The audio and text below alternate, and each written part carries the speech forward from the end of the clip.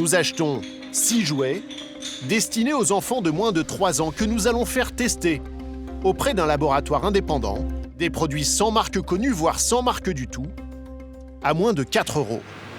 Clément, responsable essai, et Antoine, directeur de SMT, vont ouvrir les 6 colis envoyés directement de Chine.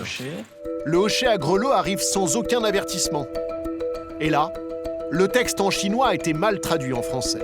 Avertissement, risque d'étouffement, petits parents, pas pour les enfants de moins de 3 ans, ce qui ne veut strictement rien dire. Pour le marché français, les avertissements devraient être écrits en français.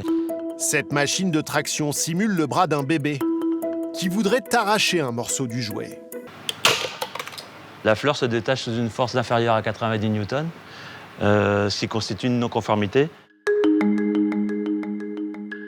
Car avec ces petits bouts de plastique, le bébé pourrait s'étouffer ou s'intoxiquer.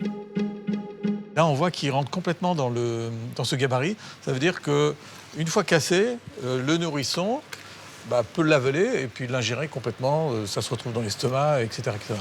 Deuxième jouet à être testé, les maracas, dont le manche pourrait aussi rentrer dans la gorge d'un nourrisson. Troisième jouet, le hochet, dont les grelots n'opposent aucune résistance. Sur la machine de traction, les corolles s'ouvrent trop facilement. Bon. Et ce qui va laisser échapper la petite bille. Ça va être avalé facilement. Après, ça va être digéré par l'acide de l'estomac, donc on ne sait pas ce que ça va libérer comme substance, non conforme. Sur les 6 jouets testés, les 3 derniers, comme ce pingouin, résistent à la torture. Résultat, 50% des jouets que nous avons testés sont non conformes et même dangereux. Ils n'auraient jamais dû entrer sur le sol français.